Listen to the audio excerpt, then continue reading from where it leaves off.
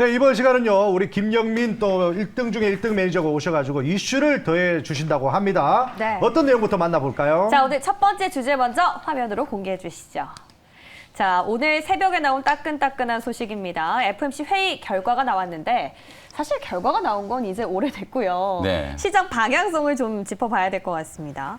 FOMC 회의가 발표나고 나서 미장은 열려 있었기 때문에 그 그쵸. 풍풍을 이어받은 것 같은데 우리 시장 왜 이렇게 뒷심이 약했습니까? 아니 오늘 초반에는 정말 좋았어요. 지금 거듭 그쵸, 말씀드리는 그쵸. 것처럼 장 네. 초반에는 이제 시장이 조금 살아나는구나 네. 하면서 기술적인 반등이 조금 진행이 됐었는데 12시를 넘어가면서부터 뭔가 조금 찝찝한 흐름들이 나오기 시작했거든요. 일단 네. 원달러 환율이 오늘 장 초반에 1% 이상 지금 하락이 좀 들어오다가 갑자기 이제 12시가 좀 넘어가면서 스물스물 올라가면서 이제 낙폭을 좀 줄이기 시작했거든요. 그러면서부터 이제 지수가 조금 흘러내리기 시작했는데 오후에 결국은 이제 이 달러 인덱스가 다시 한번 좀 상승세를 좀 탔고 어제 이제 10년물 국채 금리가 딱 떨어졌는데 다시 한번 지금 우리 장 중에 10년물 국채 금리가 이제 선물 금리가 다시 또 올라가면서 결국에는 0.75%포인트 자이언트 스텝으로 이제 금리를 올렸는데 불확실성이 이제 완전히 해소된 건 아닌가 보다. 그리고 아까 말씀드렸던 것처럼 러시아 쪽에서 푸틴 대통령이 뭐 고위 당국자들하고 회의를 하는 와중에 이제 남은 건 핵무기밖에 없지 않느냐 뭐 이런 얘기를 하면서 대단히 이제 좀 살벌한 전쟁 장기화와 관련된 이제 리스크가 또 부각이 된 점도 있고 그리고 이제 또 하나는 지수가 아무래도 연중 저점을 매일 깨고 있는 상황이잖아요. 그러다 보니까 이 개인 투자자분들이 시장이 자꾸 빠질 때마다 이제 물타기 해가지고 뭐 스탁론이라든지 신용담보라든지 이런 레버리지를 키우는 이제 물량들을 많이 좀 갖고 계시는데 이게 저점을 깨고 또 깨고 이래버리니까 담보가 좀 부족하잖아요. 그래서 신용담보 부족에 따른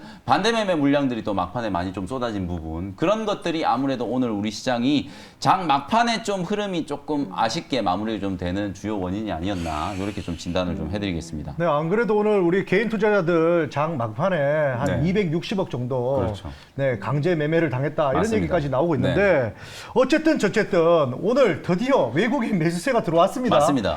와, 6월 들어 처음인 것 같은데 네. 이제는 그러면 장이 돌아서나 했는데 지금 미 증시 선물이 또 빠지고 있다고 하니까 이제는 저점으로 봐야 될지 아니면 내일부터 또 시작인지 너무 걱정이 됩니다. 맞습니다. 지금 네. 아무래도 이제 TV를 시청하고 계시는 우리 시청자분들, 투자자분들도 이걸 도대체 어떻게 받아들여야 되는가. 네. 코스피는 오늘 지금 6월 들어서 처음으로 외국인들이 순매수를 해줬어요, 지금. 네. 오늘이 6월 16일인데 네. 6월 들어서 지금 처음 외국인들이 산 거거든요. 들어왔어요. 그리고 이제 코스닥 시장도 보시면 외국인과 기관들이 2천억 넘게 지금 순매수를 했단 말이에요. 네.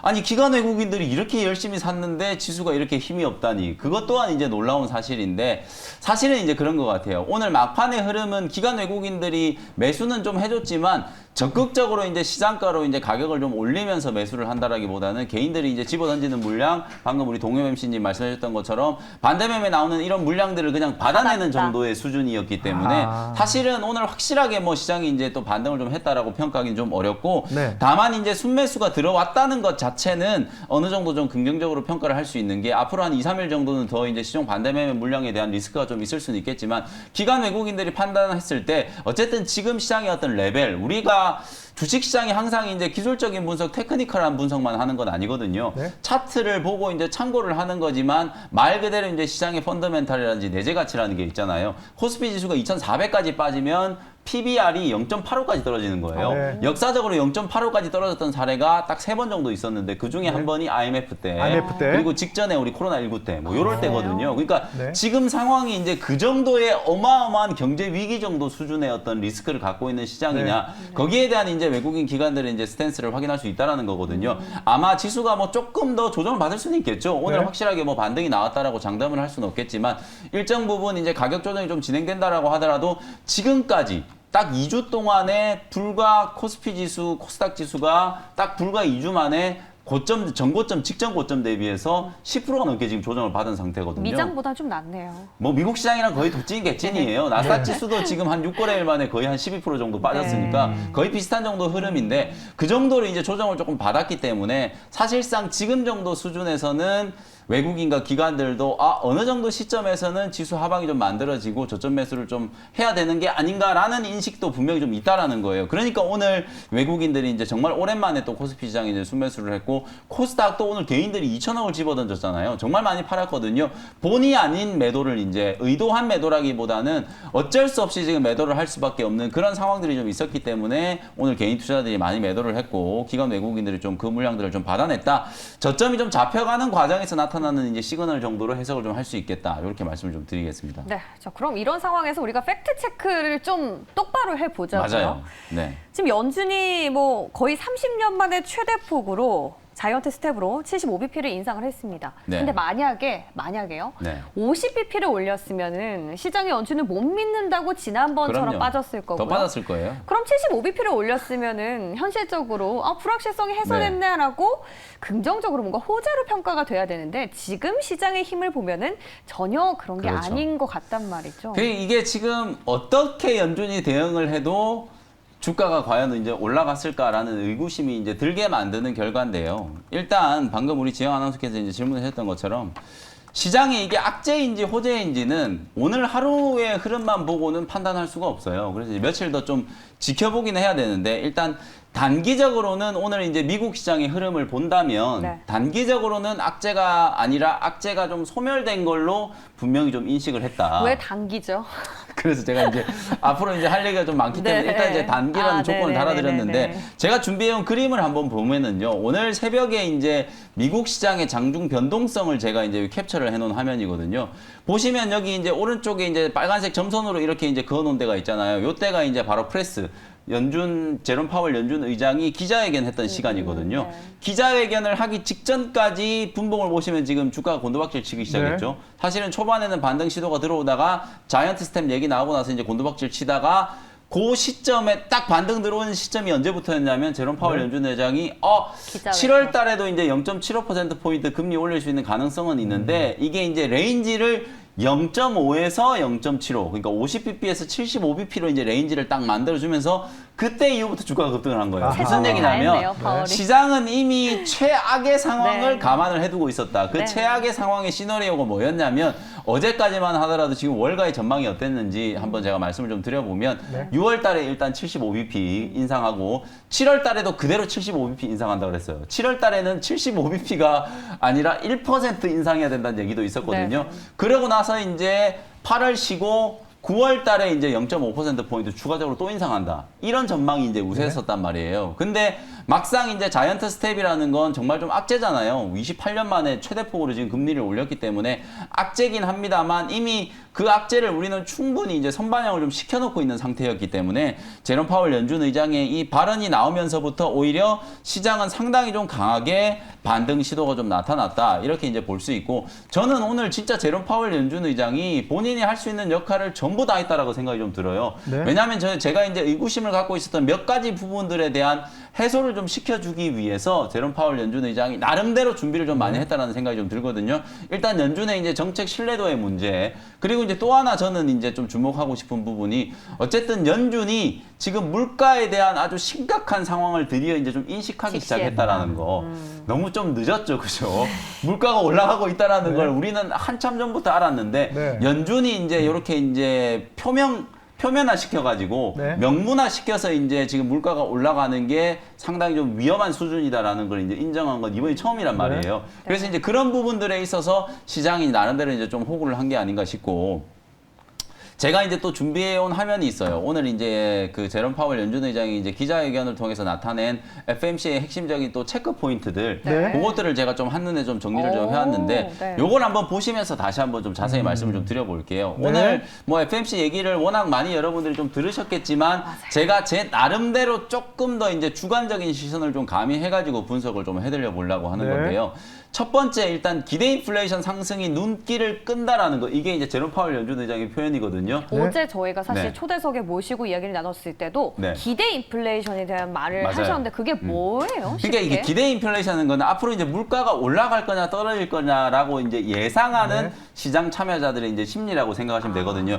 기대 인플레이션이 계속 높아진다라는 건 앞으로 물가가 계속 올라간다는 얘기하는 거예요. 네. 그러면 이게 어떤 악순환이 생기냐면 잘 생각해 보시면 앞으로 이제 내가 스마트폰을 이제 바꾸려고 하는데 네. 지금 네. 스마트폰 한 대가 100만 원이에요. 근데 네. 이제 기대 인플레이션이 높아가지고 물가가 계속 올라갈 거라고 생각하면 지금 살까요? 나중에 살까요? 지금 사죠. 사야죠. 지금 당장 사야 되잖아요. 조금이라도 네. 쌀 때 네. 사야 되 쌀 때 사야 되잖아요. 그러면 이제 수요가 몰리니까 물가는 계속 더 올라가는 비싸지고 거예요. 그런 이제 악순환. 악순환이 생기는 거예요. 근데 그래서 저희가 이제 한번 사실 어떻게 보면 집을 요번에 한번 바로 겪어봤잖아요. 그거죠. 작년에 집값 부동산 계속 가격이 집값이 올라가니까. 계속 올라가는 네. 게 그게 이제 말 그대로 기대 인플레이션이거든요. 네. 이제 그런데 지금 기대 인플레이션이 이상하리만큼 좀 심하게 올랐다라는 걸 이제 연준 의장이 드디어 이제 인정을 한 거예요. 그만큼 지금 현재 물가 상황에 대한 걸 이제 심각하다라는 인식을 좀 했기 때문에 그동안에 시장이 우려한 게 연준이 너무 안일하게 대응을 하고 있는 거 아니냐. 근데 저는 이 안일하게 대응하고 있다라는 거에 대한 불확실성을 완벽하게 좀 해소시켜줬다라는 증거가 아니 네. 우리 두 분 MC도 잘 알고 저도 잘 알지만 네. 5월달 FMC 끝나고 나서 성명서가 나왔잖아요. 네. 0.5%포인트 빅스텝으로 금리 올리고 나서 6월달, 7월달 두 번 더 빅스텝으로 금리 올린다라고 네. 얘기했잖아요. 네. 그게 한 달도 안 됐어요. 맞아요. 불과 한 달 전의 일인데 지금 완전히 입장을 바꿔가지고 0.5가 아니라 0.75를 올려버렸잖아요. 그러니까 점도표 비교했을 때 저는 깜짝 놀랐어요. 네. 그러니까 그 금리 인상 전망을 완전히 엎어버렸잖아요. 네. 저는 오히려 이게 이래가지고 연준의 정책 신뢰를 할 수 있겠느냐 이렇게 뭐 호떡 뒤집듯이 한 달 만에 바꿔버리는 네. 게 되느냐 이렇게 생각할 수도 있지만 한편으로는 물가가 그만큼 강하게 지금 올라가고 있기 때문에 그 물가를 잡으려고 하는 연준의 의지가 그만큼 강력하다는 시그널이 될 수 있다라는 거예요.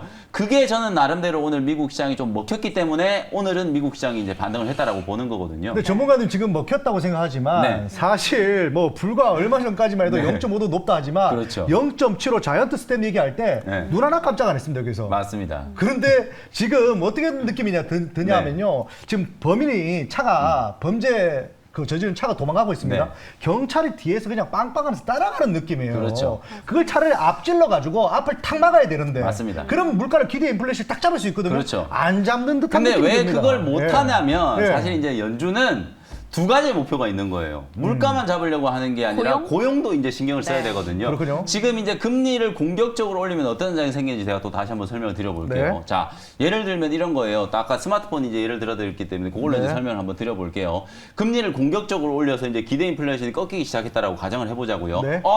물가가 이제 떨어질 것 같아. 지금 현재 그럼 스마트폰이 100만 원인데 물가가 떨어질 거라고 생각하면 지금 살까요? 나중에 살까요? 나중에 많이 사죠. 사야죠. 소비가 둔화되죠. 한참 떨어질 그 소비가 둔화되면 네. 제품 기업이 돈을 가격을 못 벌고. 떨어뜨리겠죠. 네. 그러면 기업 입장에서는 제품 가격도 떨어지고 이제 판매량도 줄어드니까 네. 수지 타산이 좀 안 좋아지겠죠. 네. 그럼 뭘부터 할까요? 사람 그렇죠. 네, 자르겠죠. 사람부터 자르겠죠. 네. 구조조정부터 한단 구조조정. 말이에요. 네, 네. 그러면은 실업률이 높아질 수밖에 없는 거예요. 네. 그럼 결국은 지금 미국 경제가 가장 지금 믿을 만한 구석은 그래도 지금 실업률이 아주 좋게 나오고 있다. 3.6 정도 거의 완전 고용 수준의 실업률이 유지되고 있다라는 거. 그러면 가게는 어쨌든 소득이 계속 생기는 거기 때문에 경제가 아주 심각하게 경착륙할 위기는 나오지 않겠다. 네. 이렇게 지금 판단하는 거거든요. 근데 지금 저도 마찬가지예요. 사실은 이게 마음 같았으면은 아니 0.75 이렇게 올려가지고 매달 찔끔찔끔 올리다가 그러니까요. 계속 시장의 비난을 받을 바에 그냥 2% 한 방에 한 번에 올리면 안 2% 되냐. 올리고. 쇼크 그러니까. 아닌가요? 그렇게 생각할 수 있잖아요. 깜짝 놀라면서 단순히 대응 안 생각하면. 하게. 그러니까 단순히 생각하면 그렇게 생각할 수 있는데 네. 절대로 이제 그런 정책을 쓸 수가 없는 게 한 방에 이제 2%를 올렸을 때 네. 그 시장의 충격. 경제가 이제 둔화되는 그런 심각한 충격이 한번 야기가 되고 나면 이 경제를 살리기 위해서는 정말 엄청나게 혹독한 대가를 치러야 된다. 실제로 과거에 그런 예들이 많이 네. 있었어요. 연준이 속도 조절을 안 하고 공격적으로 이제 금리를 올리다가 오히려 경기가 후퇴하는 경우들. 그러다가 그러니까 다시 금리를 올리다가 떨어뜨려 버리는 경우들도 중국도 있었거든요. 그랬잖아요. 그러니까 그런 경우들을 또 연준은 생각을 안 할 수가 없기 때문에 사실은 우리가 좀 답답하지만 한 방에 막 1% 2% 이렇게 금리를 올리는 게 정말 조금 네. 힘들다. 그럼에도 불구하고 제가 아까 말씀드렸던 게 0.75%포인트를 한 방에 올렸다라는 것 자체는 고무적이다. 그만큼 연준이 어쨌든 지금의 어떤 정책 방향을 물가를 잡는데 아주 지금 혈안이 되어 있다라는 걸 시장이 어느 정도 지금 시그널을 했다라는 측면에서는 나름대로는 좀 긍정적인 측면이 있다. 다시 한번 아까 그 그림을 좀 보여주면 네. 그다음 이제 두 번째는 7월 달에는 이제 50에서 75bp를 이제 인상을 하겠다라는 얘기를 했잖아요. 요것도 저는 나름대로 좀 의미는 있었다라고 생각해요. 이게 이제 제롬 파월 연준 의장의 고뇌가 느껴지는 부분이거든요. 사실 시장은 이미 7월 달에도 0.75 올릴 거라는 걸 다 알고 있어요. 알고 있어요. 왜냐면 네. 지금 유가가 아직도 뭐 115달러, 120달러 네. 왔다 갔다 하고 있고 140 간다는 얘기 그렇죠. 천연가스 가격 지금 오늘 또 뭐 러시아가 유럽 쪽으로 가는 또 천연가스 또 33% 또 차단한다 그래가지고 네. 천연가스 가격도 올라가게 생겼죠. 그러면 결국은 6월 달에도 물가가 어느 정도 이제 또 고물가가 오를 이어질 수밖에 거죠. 없기 때문에 네. 7월 달에도 0.75 올릴 수밖에 없다라는 생각이 좀 들거든요. 네. 그럼에도 불구하고 제롬 파월 연준 의장이 이렇게 이제 0.5에서 레인지를 0.75 줬다. 레인지를 줬다라는 건 네.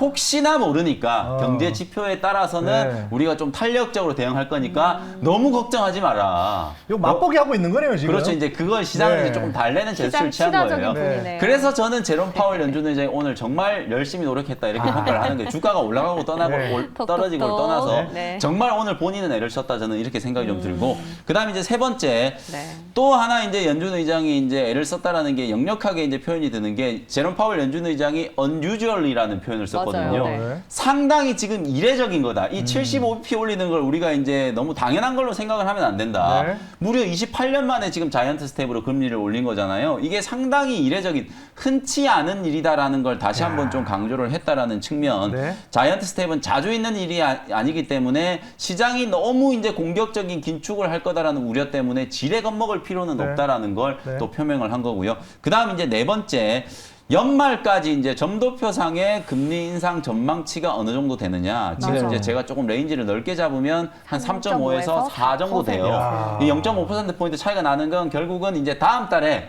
0.75를 올릴 거냐, 0.5를 올릴 거냐. 그리고 네. 이제 9월 달에 사실 0.5를 올릴 거냐, 0.25를 올릴 거냐. 네. 여기서 이제 0.25 이제 0.5% 정도 차이가 나잖아요. 네. 그리고 이제 10월, 12월 달에는 0.25%포인트씩 이제 금리를 올릴 걸로. 물론 네. 그때도 물가가 안 잡히면 뭐 더 올리겠죠. 0.5% 빅스텝으로 더 올릴 수도 있겠죠. 그러면 야. 최악의 상황에서는 연말에 4%가 넘을 수도 있는 거예요, 지금. 야, 지금 금리가. 4%라고 하지만요. 이거는 기준 금리가 4%면 그죠. 실제로 우리가 지금 느끼는 그렇죠. 체감은 7, 맞아요. 8%입니다. 7, 8%예요. 정확하게 지금 말씀해 주신 게 야, 연끌 주담대가 지금 거의 네. 뭐 6%, 7% 7% 넘어가고 예요. 있잖아요. 그래서 지금. 월급의 70%를 집값 이자 맞습니다. 내는데 한다고 지금 야, 헤드라인이 지금 나올 정도. 우리나라는 또 하나의 이제 네. 이게 신용위기의 내관이 될 수 있는 게 작년에 정말 또 2030 이 젊은 분들이 연끌해가지고 내가 이제 사다리를 걷어 차였다. 네. 아파트 내가 내 집을 정말 네. 평생 장만을 못할지도 모르겠다. 이런 네. 이제 공포심 때문에 정말 말 그대로 연끌을 해가지고 이제 주택들을 많이 사셨는데 이걸 이제 원리금을 상환해야 되잖아요. 네. 이자가 1%씩 올라갈 때마다 이 원리금 상환 부담이 너무 지금 또 맞아요. 증가를 하다 보니까 이런 부분들이 우리 경제에 분명히 좀 내관이 될 수 있거든요. 네. 그래서 제가 아까 말씀드렸던 것처럼 이제 한국은행 금통위가 다음 달 이제 7월 달에 이제 한국은행 금통위에서 아마 빅스텝으로 금리를 올릴 것 같아요. 0.5%. 왜냐면 어쩔 수 없어. 이게 미국하고 격차가 너무 많이 벌어지면 네, 안 되니까 어쩔 어쩔 수 수 없는 없어요. 조치거든요. 네. 그럼 우리나라도 연말이 되면 거의 한 3%에 육박하는 기준금리가 될 거란 말이에요. 네. 이렇게 이제 금리가 빠른 속도로 올라갔을 때 나중에 이제 어떤 상황이 펼쳐질 것인가에 대해서는 지금 아무도 걱정을 하지 않는다. 왜냐하면 그만큼 나중 일은 나중에 생각하고 일단은 물가부터 잡고 보자. 이렇게 물가가 지금 너무 살인적으로 올라가고 있기 공격적으로 때문에. 정리를 해주면서 나중 일 걱정하지 말라고 하시면 어떡합니까? 그래서 어쨌든 이게 내년도에 올해 이제 큰 폭의 인상 이후에 제가 이제 결론을 말씀드리는 네. 건 겁먹지 마시고 네. 올해 이렇게 공격적으로 올리고 나면 그 이후에는 네. 완만한 이제 기준금리 인상이 될 거예요. 지금 실제로 연준이 이제 예상하기로 사실 이제 그 물가 인플레이션 자체가 내년도가 되면은 한 5% 정도 수준, 그다음에 이제 2023년이 되면 2% 중반대 수준까지, 2024년이 되면 2% 중반대까지 지금 떨어질 거라고 예상을 하고 있거든요. 네. 그러면서 미국 경제의 잠재 성장률을 1.7, 내년에 1.7, 그다음 내후년에 한 1.9 정도로 이제 지금 예상을 좀 하고 있는 상황이기 때문에 여전히 연준은 연착륙의 기회가 남아있다. 아까 제가 준비해온 화면에 보면 네. 5번째가 바로 이 얘기거든요. 네. 아직까지도 연준은 이 연착륙에 대한 희망을 가지고 있다. 다만 이제 실패하지 이게 않겠나 싶긴 그러니까 한데요. 지금 참. 동엽 MC도 지금 힘들지 않을까 네. 생각해요. 이게 또 하나의 이제 내관이 된 거예요. 무슨 얘기냐면 자 이제 월가의 전문가들이 이제 판단을 해봤을 때 과연 지금 경제 상황을 놓고 네. 금리를 0.75씩 이렇게 막 2번씩 3번씩 지금 올리려고 하는 상황인데 내년에 리세션 얘기가 나오고 있는데 어떻게 이게 어떻게 연착륙이 될 거냐 이런 그렇죠. 거예요. 그러니까 이런 내용을 또 보면 네. 아직도 연준이 환상 속에 빠져 있다.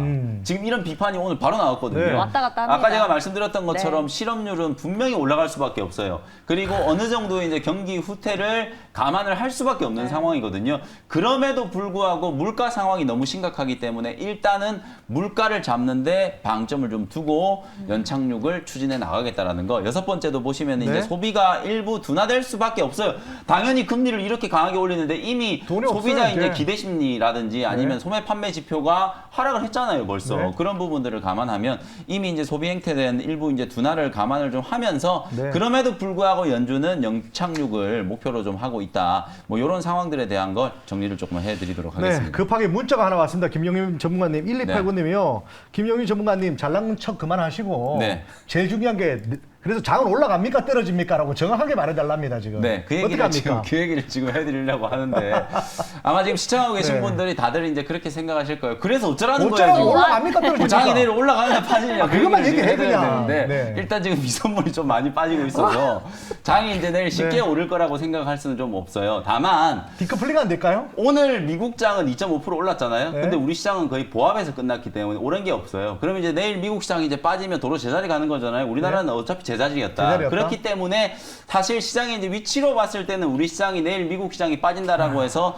또 크게 하락을 받을 만한 이유는 별로 없다. 지금 악재와 호재가 좀 뒤섞여 있는 상황이거든요. 네. 기술적으로 봤을 때는 일단은 낙폭과대에 대한 저점 시도가 분명히 좀 나올 수 있다. 아까 제가 수급적인 부분 말씀드렸기 때문에 네. 지수는 지금 하방에 대한 부분들이 조금 위태위태하긴 하지만 외국인과 기관들은 일정 부분 저점 매수에 대한 배팅들을 시작했다라는 거, 그런 부분들이 급격한 하락보다는 점진적인 이제 바닥을 좀 다져가는 그런 흐름들을 좀 만들어주지 않을까라는 생각이 좀 들고요. 네. 이렇게만 얘기하면 또 여러분들이 너무 또 근거가 없다라고 생각을 할 수 있기 때문에 그렇죠. 제가 이제 나름대로 이제 호재와 악재에 대한 부분들 객관적인 근거를 한번 들어가지고 설명을 좀 드려보도록 하겠습니다. 일단 긍정적으로 바라볼 수 있는 거는 미국 행정부가 물가를 잡기 위해서 지금 이제 완전히 이제 총대를 메고 있다라는 거죠. 발등에 불이 떨어진 거예요. 네. 제가 이제 사진을 하나 준비를 해왔는데 바이든 대통령이 이제 취임 이후에 처음으로 중동에 지금 가려고 하잖아요. 갈 수밖에 없죠 스탠스를 뭐. 갈 많이 수밖에 없어. 완화시켰죠. 뭐 사우디 빨리 만나야지 그렇죠. 뭐. 왜냐하면 네. 지금 사우디하고 지금 미국하고 관계가 네. 되게 안 좋았었거든요. 네. 그런데도 불구하고 내가 먼저 갈게 이런 거는 네. 한 발 수위로 들어가는 그렇죠. 거예요. 그 네. 정도로 지금 네. 미국의 휘발유 가격이 뭐 갤런당 지금 5달러, 6달러 지금 넘어가고 있는 맞아요. 상황이기 때문에 그리고 네. 미국 국민들의 민심도 지금 바이든플레이션이라고 얘기를 하거든요. 아. 그래요? 바이든 대통령이 집권하고 나서 물가가 지금 물가 폭등을 계속 해놓으니까 폭등하니까. 바이든이 스티플레이션인데. 잘못해서 그런 거다. 이런 지금 얘기가 나오고 있어요. 돈을 안 네. 풀었어야지 왜 돈 풀라 그래가지고. 그게 지금 중간 선거가 이제 몇 달 안 얼마 안 남았는데 남았는데. 지금 사실상 이제 바이든 대통령과 미국 민주당은 이제 발등에 불이 떨어진 거예요. 그래요, 어쨌든 맞아요. 이게 목숨 걸고 물가를 잡아야 되는 상황이기 네. 때문에 다음 달에 이제 중동을 간다라는 거거든요. 그럼 또 어떤 분들은 이런 생각을 해요. 아니 지금 당장 물가가 급해 죽겠는데 당장 가지 뭐 다음 달이냐. 네. 그러면 이제 그동안에 그냥 손 놓고 노는 게 아니라 네. 중동을 가서 이제 악수하는 거는 말 그대로 이벤트고 그 전에 물밑 이제 작업 물밑 해야지. 작업을 그렇죠. 해놓겠죠. 네. 증산을 어느 정도 규모로 조금 해달라. 그러면 우리가 어떻게 좀 해줄게. 이런 이제 물밑 협상을 이제 진행을 하는 거기 때문에 그 과정이 어느 정도 좀 메이드가 된다면 늦어도 7월 중순 이전에는 바이든 대통령이 이제 사우디 방문해가지고 왕세자들하고 좀 화해를 하고 네. 그 왕세자들하고 이제 사이가 안 좋았던 게 이제 그 암살 사건이 있었잖아요. 네. 그에 대한 배후를 바이든이 바로 그냥 사우디 왕세자를 지목을 해버렸어요. 아. 그런 이제 히스토리가 좀 있거든요. 그래서 미안하다, 네. 기분 풀라 뭐 이런 식의 이제 제스처를 분명히 좀 취하는 거기 야. 때문에 사우디가 이제 증산에 네. 대한 이제 가능성을 조금 열어준다면 유가가 좀 떨어질 수 있는 요소가 좀 될 수 있다. 그리고 네. 이제 또 하나는 이번 달 안으로 미국 백악관에서 아마 대중 관세 철폐를 발표를 할 것 같아요. 오. 요거는 나름대로 효과가 있어요. 이건 왜냐면 괜찮네요. 이건 에너지 가격뿐만 아니라 미국은 지금 공산품을 대부분 맞아. 다 중국이나 예. 이 동남아 수입을 쪽에서 하고 수입을 해서 있죠. 쓰기 때문에 네. 중국에 이제 관세 철폐하는 거 나름대로 지금 효과가 있거든요. 네. 그리고 이제 농산물도 관세를 아예 없애버리면 어느 정도는 이제 물가를 좀 떨어뜨릴 수 있는 효과가 좀 네. 있기 때문에 이런 부분들, 그리고 우크라이나 지금 곡물 수출 재개하는 거에 대해서도 지금 막 논의들을 하고 있잖아요. 네. 그런 얘기들이 나온다는 것 자체는 시장을 좀 들어올릴 수 있을 만한 좀 긍정적인 호재. 그 다음에 좀 악재가 될 수 있는 건 여전히 이제 금리 인상과 관련된 좀 불확실성이 좀 남아있다. 아까 말씀드렸던 것처럼 네. 7월에도 자이언트 스텝이냐 빅 스텝이냐, 9월에도 자이언트 스텝이냐 빅 스텝이냐 여전히 이제 논란들이 많고, 또 하나 이제 되게 중요한 게 제가 아까 말씀드렸던 것처럼 연준은 어느 정도의 경기 하방 압력을 감수하면서도 기준금리를 공격적으로 올릴 수밖에 없는 상황이잖아요. 네. 그에 따른 후폭풍으로 지금 어떤 변화들이 나타나고 있냐면 3월 달에 이제 기준금리를 처음 올렸잖아요. 네. 그때부터 어떤 변화가 나타나는지 제가 사진을 하나 준비를 해왔는데 이게 바로 이제 미국의 이제 인플레이션이 반영된 소매 판매 지표거든요. 네. 오. 인플레이션이 반영된 소매 판매 지표가 와. 딱 2020년 3월부터 빨간색이에요. 네. 미국은 오늘도 발표가 됐지 않아요? 그렇죠. 미국은 네. 떨어지는 게 빨간 거예요. 네. 올라가는 게 파란 거고 네. 우리나라는 반대거든요. 네. 지금 빨간 게 이제 표시된 게 소매 판매 지표가 3월 달부터 이미 떨어지기 시작했다는 거. 금리를 올리기 시작하면서부터 일단 소비 심리가 위축되고 있다라는 건 이제 분명한 네. 사실이거든요. 이런 부분들에 대한 이제 하방 압력이 조금 남아 있다라는 것 자체가 아무래도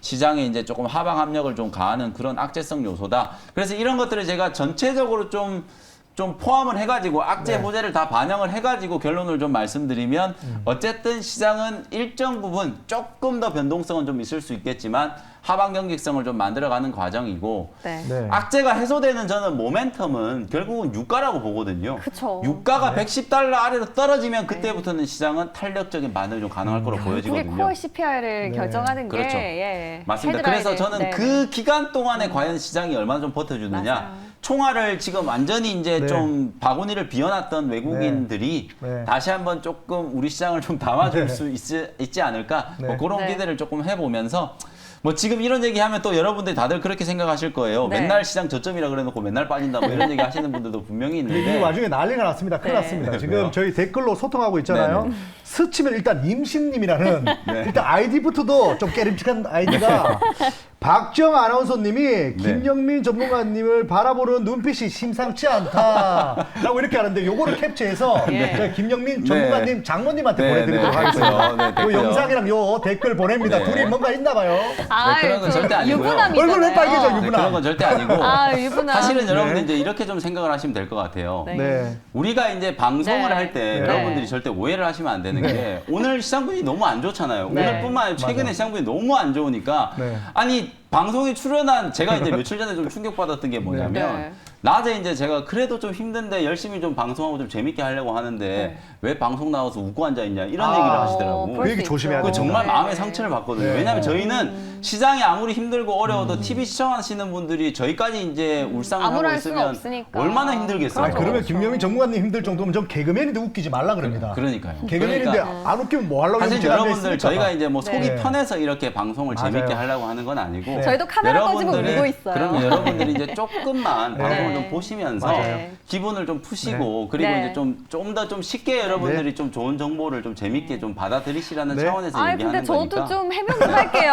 아니 제가 이렇게 사랑의 눈빛으로 보는 이유가 있었습니다. 아니 오늘 네. 여러분 자료 보셨습니까? FOMC 네. 이렇게 쫙쫙 해석을 해오시고 자료 준비와 그러니까. 더불어서 그렇죠. 해석이 네. 어마어마한 뇌생남. 박수 한번 박수 쳐드립니다. 한번 주시죠 아, 여러분. 사실 오늘 장이 어떻게 될지 앞으로 미래가 막막했는데 제가 솔직히 네. 오늘 장이 끝나고 나서요 미선물이 3% 빠지는 걸 보고 전화기를 끄고 그냥 집에 가고 싶었어요. 그러니까 그렇게 예. 잠적을 해버릴까 생각했거든요. 근데 책임감이 있으셔가지고 그럼요. 이렇게 저는 자료까지. 심지어 지금 예. 이 장에 투자했던 사람입니다. 네. 지금 여기 앉아 있는 것 자체만으로도 기적입니다. 네, 자, 좋습니다. 이렇게 해서 이제 그래서 어쨌든 마무리하면서 결론적으로 네. 시장은 이제 하방에 대한 가능성들이 조금 생기기 시작했다라는 거, 네. 그걸 여러분들이 조금 마음에 좀 담아두시면 좋을 것 같습니다. 네, 저희 두 번째 이슈 그럼 바로 화면으로 만나보겠습니다. 자, 재밌는 주제가 나왔어요. 갑자기 원통형 배터리 뭐 에코프로 BM 코스모 신소재 첨봄 대표적인 2차전지 소재주가 강세를 보였는데 일명 삼성카 이슈 때문입니다. 그렇죠. 이거 삼성에서 발표한 거예요? 이게 아니잖아요. 사실은 이게 스토리를 조금 더 이제 좀 풀어드리면 네네. 원래 이제 LG 에너지 솔루션이 이제 파우치형 배터리를 주력을 하고 있었잖아요. 네. 근데 그게 이제 막 화제가 나고 이러니까 이제 각형으로 갔다가 최근에 이제 또 테슬라 쪽으로 원통형 배터리를 막 그 수출하기 위해서 또 설비 투자를 한다 이런 얘기 나왔잖아요.